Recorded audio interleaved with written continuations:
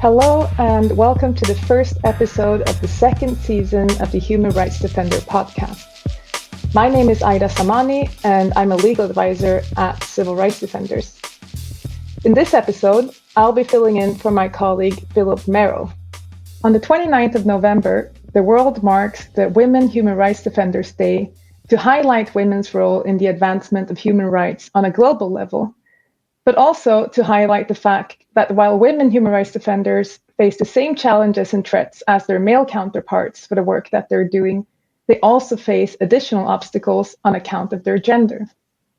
In today's episode, I'm speaking to two human rights defenders from Turkey and Russia about the human rights situation in their respective countries, the role that women play in advancing human rights, and the challenges that they face because of their work. My first guest is Nurcan Baysal, who is a human rights defender from Diyarbakir, Turkey. She's a Kurdish journalist and columnist covering human rights violations taking place in the Kurdish regions of Turkey. An armed conflict between the Turkish government and the PKK has been ongoing for decades. In 2012, the two parties initiated a peace process which later broke down. Nurcan, you have been operating in this very context for several years now. Could you just briefly give us a view from the ground? What's the situation in Diyarbakir and other Kurdish regions in Turkey currently? And what is it like to be a human rights defender in that context? In 2015, the peace process between the PKK and the Turkish state it finished. And after the peace process finished, the war broke down again, but this time in the city centers. So in the last 40 years, the war was in the mountains. It was not in the city centers. But this time, war come to our doors, and everything begin to change. All the life change in Kurdish region, and so many things. Lots of things begin to ban. And in 2016, this time, the elected Kurdish mayors, they were thrown in jail and they replaced with government appointees. And then when these government appointees came, they begin to erase the Kurdish symbols and words from Kurdish cities. For example, if you come to my city, Diyarbakir, today, you will see that everything is Turkish now. And monolingual Turkish signs replace our bilingual Turkish-Kurdish ones. And the names of our streets, parks, theaters, squares, even the names of our towns were changed. Everything was Turkified and cleansed of Kurdishness. For example, the name of my city, the Kurdish name of my city is Ahmet. But these everything changed. Now, if you use the word Ahmet, now they can open investigation to you. So just in 5 years, all of our lives change again. So then in 2016, 2015 and 2016, at that period, I begin to use the social media also a lot to inform the public about what's happening in Kurdish region, because most of the Turkish media, they were not writing about what's happening in Kurdish region. So actively, I begin to use the social media, and and I was informing the public about the urban warfare and human rights violations. And then this activity attract attention. And after a period of time, I was targeted with various social media attacks like hate speech, racism, criminalization, defamation, smear campaigns, and other forms of persecution. And then investigations involving my social media posts also began piling up. So lots of investigations opened against me. And at that time, meanwhile, there was a relative freedom atmosphere prevailed in Western Turkey, as long as they never touched the Kurdish problem or demonstrated solidarity with the Kurds. A Turk could avoid trouble. But that is also until the coup attempt of July 15, 2016. After the coup attempt against the government on July 15, 2016, a state of emergency was declared throughout the Turkey, and then also hundreds of people in all Turkey were detained and arrested. But once again, it was the Kurdish cities that were most affected by the state emergency. For example, Aida, in my city, in Diyarbakir now, we still have curfew. And on the second day of December, it will be the 5th year of curfew. But no one deals, no one cares with this. There you can't find any information about the curfew in Diyarbakir in any Turkish media. So the situation is like this.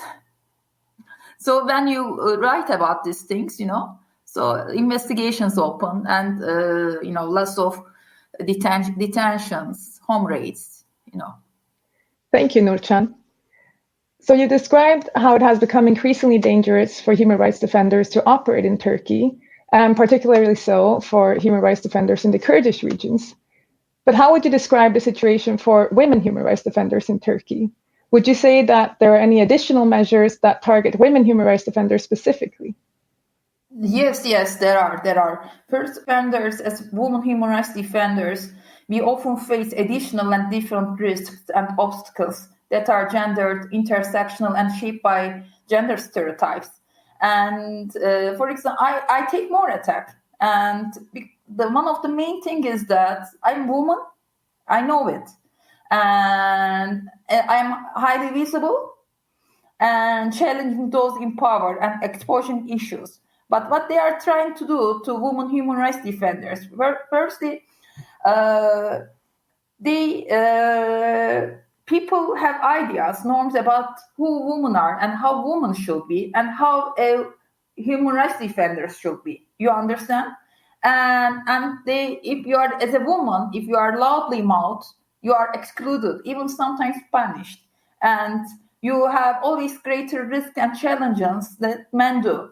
For example, they are trying to belittle, what you are doing. And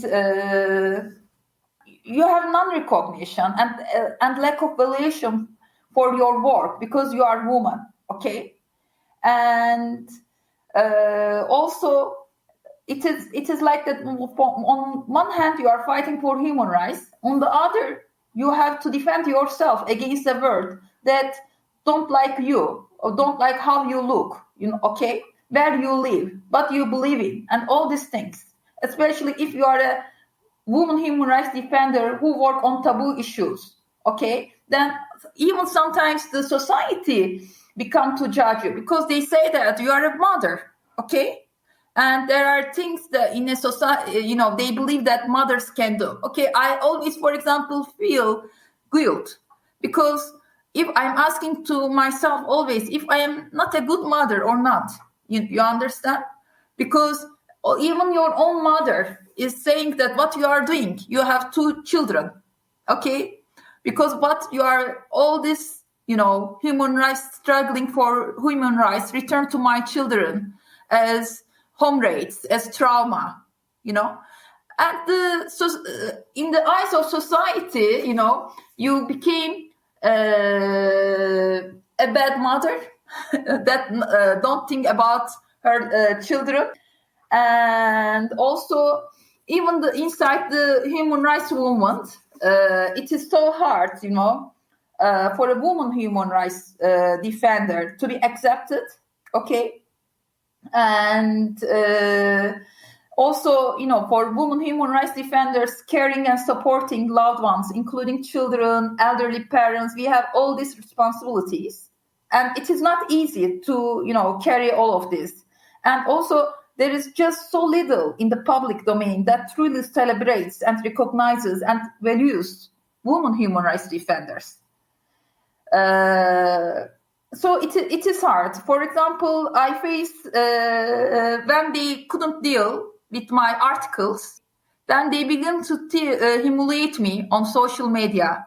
They look how I'm looking, They have in lots of people in their eyes, they have some stereotypes for human rights defenders, And and also especially in the countries, in the places like Diyarbakir, like the Kurdish society, there are things like that, They think that real activists die, for the cause, and you are living. You understand? Even sometimes when you smile, they are asking why you are smiling, So it is everything, and for a long time, where is too long. We have war for 40 years, lots of generations, So it is so hard to talk about your own problems also, because inside the war and that, your problems is so little, But still, we continue. I don't know really if I am a good mother or not, but what I'm doing to deal with this. I'm sharing everything with my children, what I am doing. They know what I am doing. They know for why I'm struggling. I wish one day they will say that, yes, we had a good mother. Well, I think that one could also argue that you're doing precisely what a parent should be doing for her children through fighting for their rights and for their future. Yeah, but lots of, the society, usually they don't think like that, They like to see the man on the front, not woman, Ida. This is problem. How many, for example, if you look my region, how many women we are, as women human rights defender, it is so hard because your own family, even they don't support you. They don't support you. It is because they love you, but they don't want you to be in danger, In my every talk with my mother, even my mother say the same thing. You don't think about your children. It is so hard for people, for this kind of societies, This is a very conservative societies at the end, to see powerful women on the front, struggling and saying the things that they don't say, they can't say. You understand? People don't like to see powerful women on the front. And I am powerful, and I want to use this power, for the sake of the future generations, for the sake of my people, for the human rights, So I continue. But it is not easy, especially in very conservative societies. As a woman human rights defenders, it is really so hard. So I noticed you've been touching upon the fact that women aren't as visible as their male counterparts in the human rights field in Turkey. How would you describe women's contribution to journalism and the advancement of human rights in the country? Do women also bring an added value to the field? I think there is some different characteristics of women activists. We have less prejudice than men, what I'm thinking. And we are more, I think, listening to others. So when I look to human rights activism, what I see is that women human rights activists, their language, the language they use is more, how can I say, more smooth, they have more toleration and all these things, I see that women human rights activists, they look details more. For example, when they go to Jizre, they knock all the doors. They go inside the houses. They talk with men. They talk with the people who live in those houses. They report the human rights violations in details. And also, it is so important to look how women are affected from those human rights violations. And when you are a woman human rights defender, you also deal with this. For example, in my region, we have lots of reports of human rights associations and the others. But we don't have even one report about the effect of the war, effect of the curfew on women. Because why we don't have this kind of reports? Because mainly women human rights defenders are not at the board of that organizations. So it is so important because women human rights defenders bring another side, bring another side to this human rights activism, because they also deal with the children, with women and transgender. They deal more with this kind of issues. It is so hard. For example, in Kurdish region, I don't know if there is any man human rights defender that deal with the LGBT issues in Kurdish region. Even they are human rights defender. When you talk about LGBT, they will never talk about that. It is a taboo issue for them. Thank you for that, Nurcan. So with women's contribution to the advancement of human rights in mind, what message do you have for future women human rights defenders? I see this struggle, for human rights, democracy, peace. I see this struggle as a river, Aida. It is like a river for me. Sometimes it flows strong, sometimes it flows weak, but it must flow. I think this is the main thing. Today, if still we have this struggle, because some other women 100 years ago, they struggled, okay? They carried water to this river, and we took from them. And I feel responsible to carry water to this river for the next generation. So this river must flow. The next generation should know about this. We are leaving this river. We will leave this river to them, and they must also carry water to this river. Because if it stops, think about it. What will happen if this struggle stops? What will happen in the world? World will be a bad place. So I always look like this, and I'm telling to next generation that I carry water to this river. I'm trying to do my best for them, for the next generation. And I hope they will carry the same, they will carry water also for the next generation after them.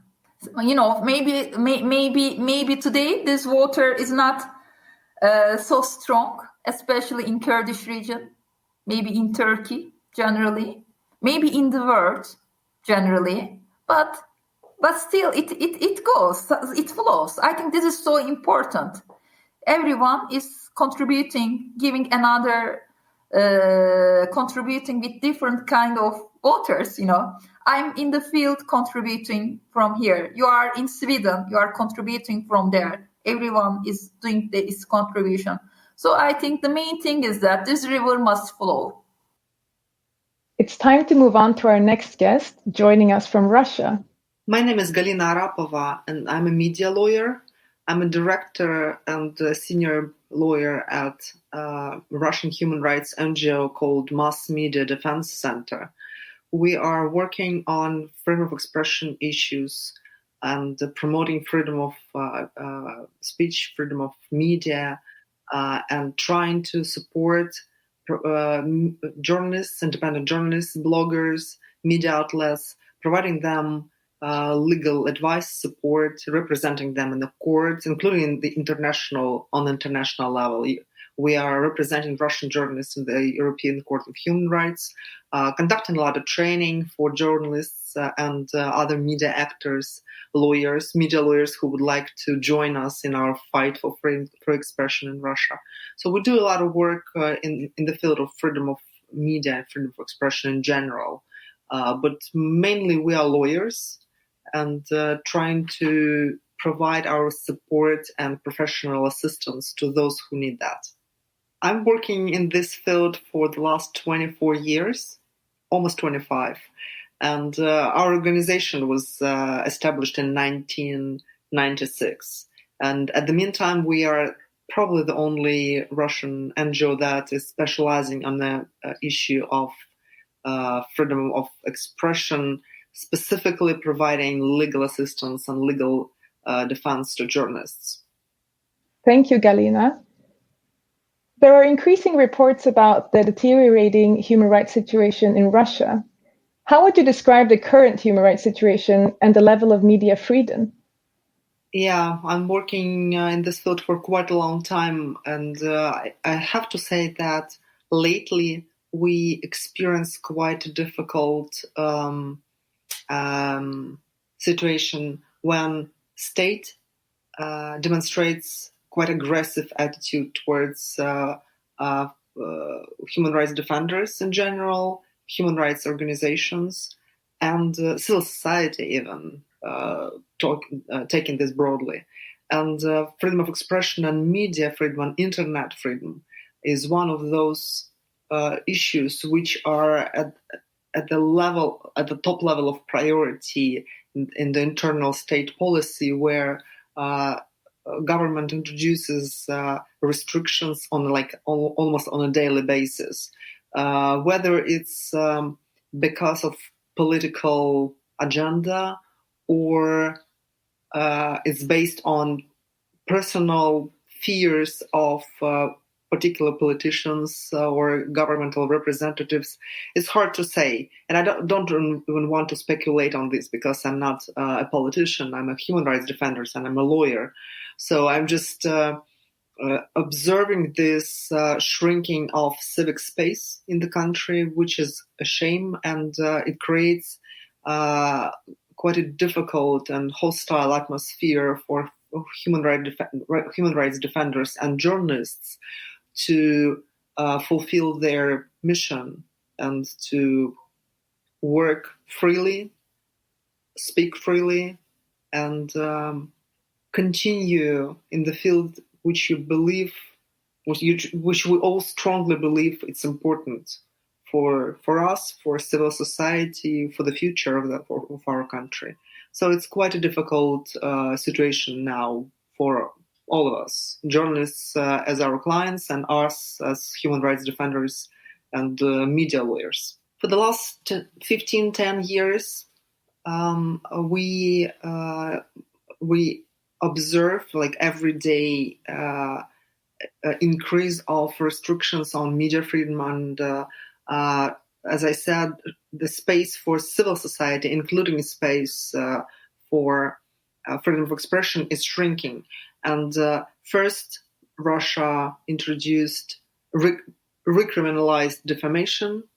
We recriminalized it in 2011, and then half a year later, criminal defamation was again introduced into the penal code. Then lots of censorship actions based on the new restrictions introduced in the legislation, when thematic restrictions. You can't write about suicide. You can't write about minors who are victims of crime. You can't write about this, that. Extremism legislation is misused on a regular basis. So all these create a lot of censorship instruments for state bodies, for authorities, and they use it mainly against independent media, now even against bloggers, and against regular citizens who are active online in social media, for instance. So all these instruments, censorship instruments introduced for the last 10-15 years, now are applied regularly, including the quite modern, in the meantime, around the globe, new restriction based on disinformation, restriction of disinformation, so-called fake news.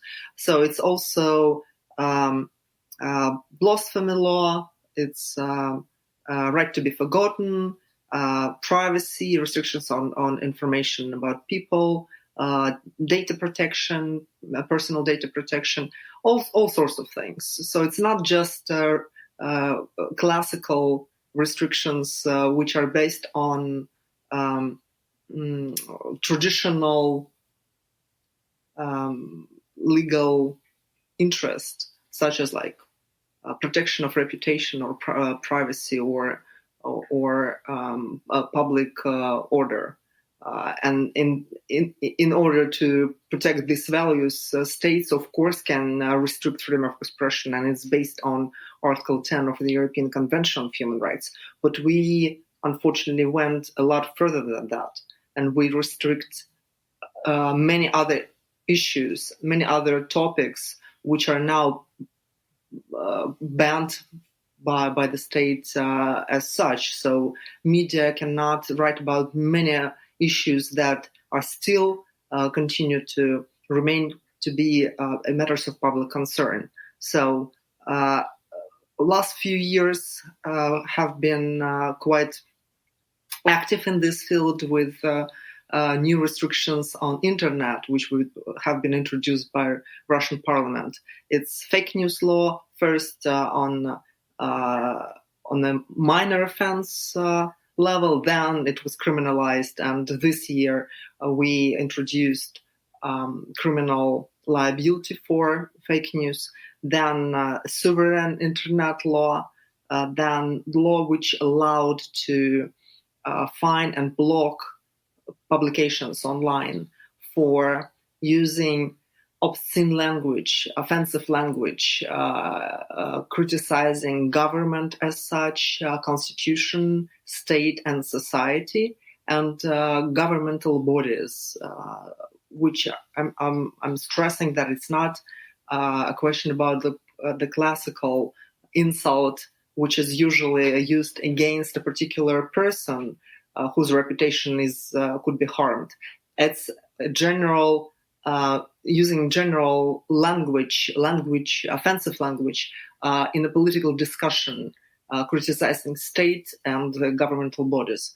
Seeing that the Russian government has introduced these added restrictions on the freedom of speech, what implications did that have for you as a human rights defender and as a media lawyer?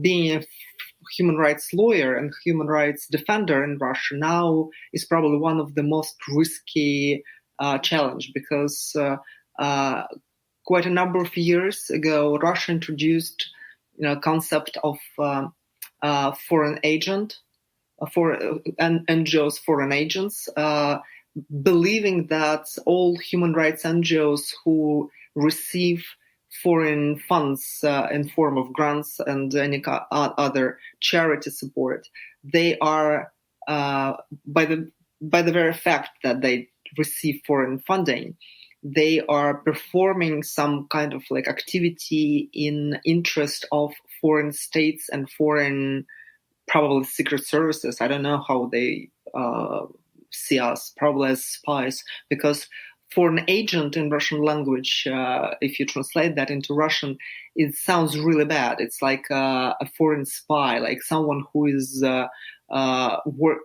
doing some harmful activity against your homeland.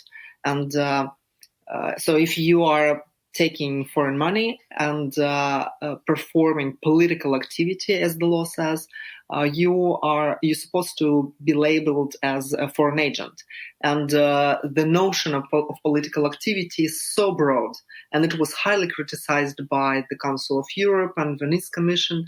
And basically, it covers any kind of activity that provides support to people, that provides that disseminates any kind of information that might affect public opinion.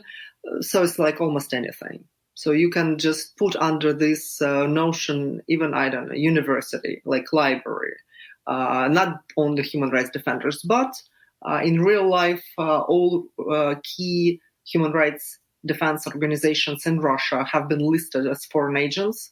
We all, including our organization, we all bear quite a high burden of reporting to state, a lot more than a regular organization which is working on a different financial basis.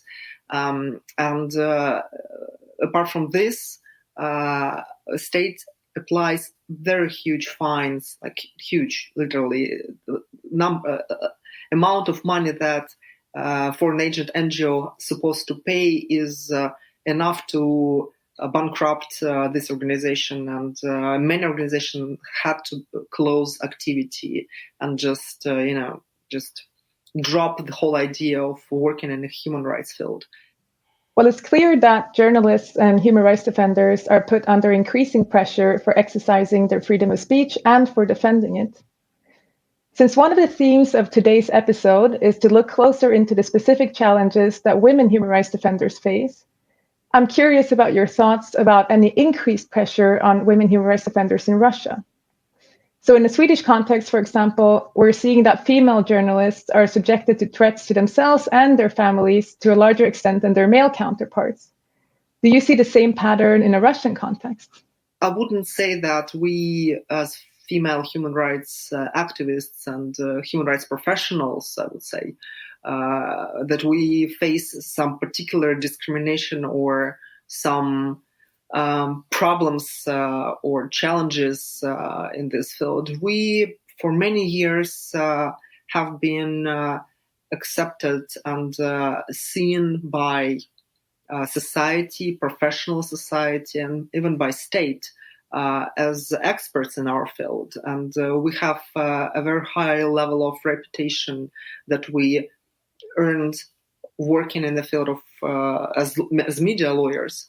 And we've been conducting seminars and webinars for judges, for legal professionals from different countries, including Russia, until political situation in the country have changed and state decided that we are foreign agents and not serving for some good in the country. But foreign agent concept is not against female activists and human rights defenders. It's against like human rights activism and the human rights organization in general, and against foreign funding of this activity within Russia. And just to add to what I said previously, we do actually work now under risk of personal prosecution and under risk of total demolishing of human rights activity in the country and closure of key human rights organizations. So I'm not saying that women in Russian society are not discriminated just because they're females. We do have same problem as any other society. We have sexists. We have people who believe that male prevail just because they male, and Russian society is quite patriarchal society, if I pronounce that right. But when we talk about human rights activity and human rights organizations, see, we have a phenomenon here. It's a lot more female than male, but still repressions and discrimination against human rights organizations and activists is based on ideology. It's not based on the sex of people who are involved in this activity.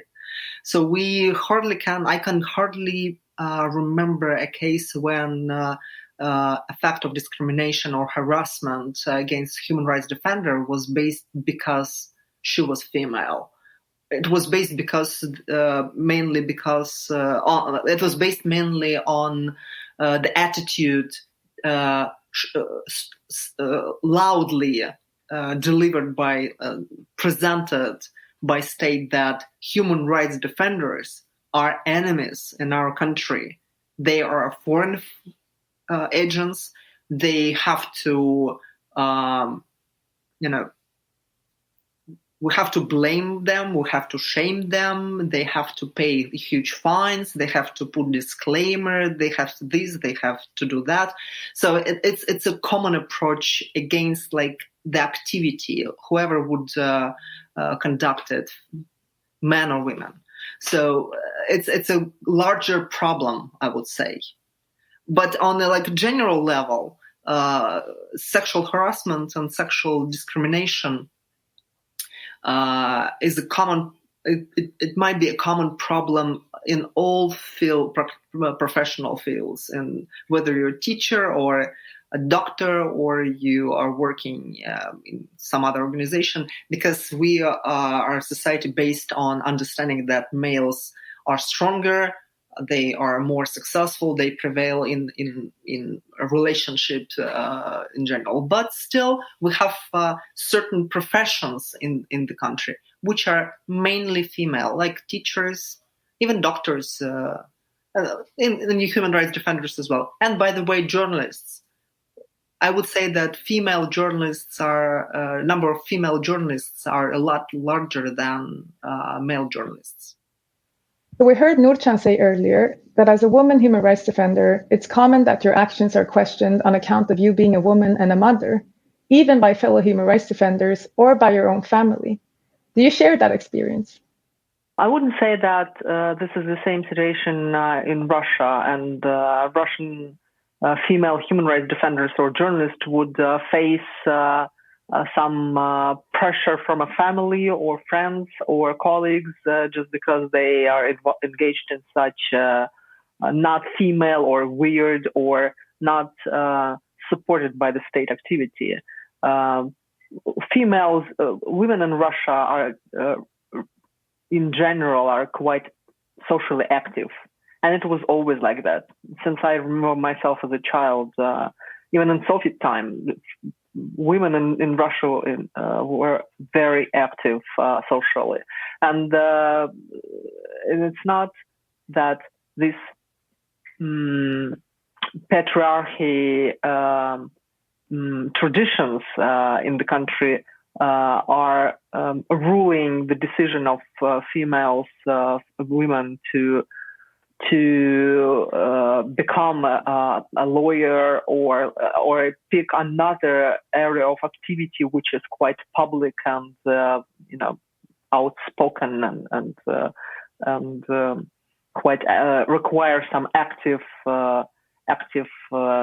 involvement and into something outside the family, let's say, like traditional family values. It's not a question for Russia, at least not for most of Russia, because I also have to say that we do have some regions with which much more strong Muslim society, and they have different approach to involvement of women into the social life, let's say.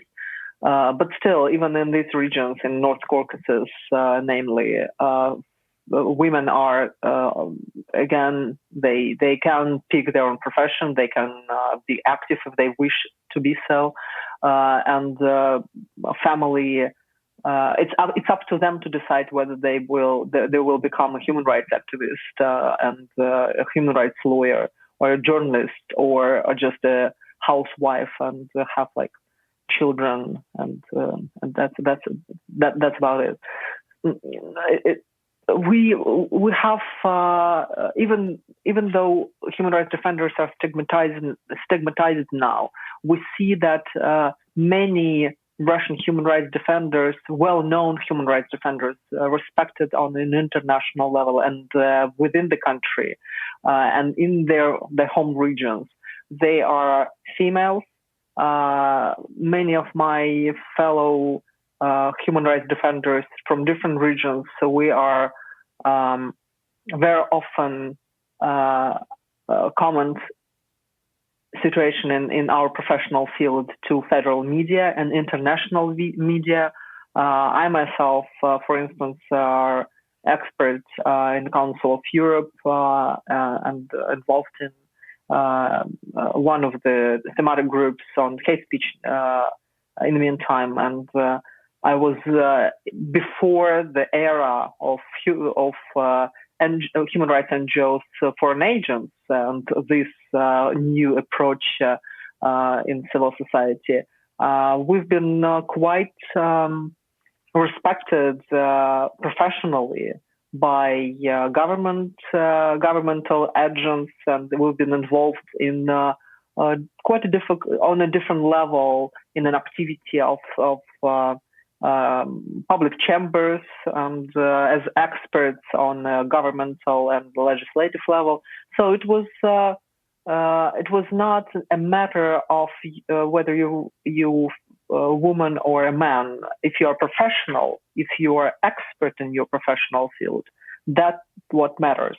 Nurcan also mentioned that as a woman human rights defender, there's additional pressure on you to perform not only as an activist, but also as a mother. Do you recognize that? Definitely. You work double shifts. You put more pressure. You put more efforts into everything you do to demonstrate to everyone that you are good at whatever you do. And if you choose, in addition to be a good family housekeeper, in addition to be a good professional, then you just have to meet both. And you just take your time to guarantee that everybody is happy with your role. Thank you, Galina. So lastly, I'd like to ask you whether there is any message you would like to convey to women human rights defenders in other parts of the world. That's a challenge because we all operate in a very different circumstances. But still, I would say that to my fellow female human rights activists and those women who found themselves in providing their professional and human support to those who need that. I would highly support your choice, would respect that, would support decision of being more active than maybe others around, including men around you, just because you believe that your work, your soul, your knowledge, and your experience can make the world to the best, to make the world around us, small world in your region or globally, to make the world a better place. I think that women are strong and passionate, and this is something that we can do. With those inspiring last words, we're ending today's episode of the Human Rights Defender podcast. Thank you, Galina, and thank you, Nurcan, for joining us today. And to those of you at home, thank you for listening.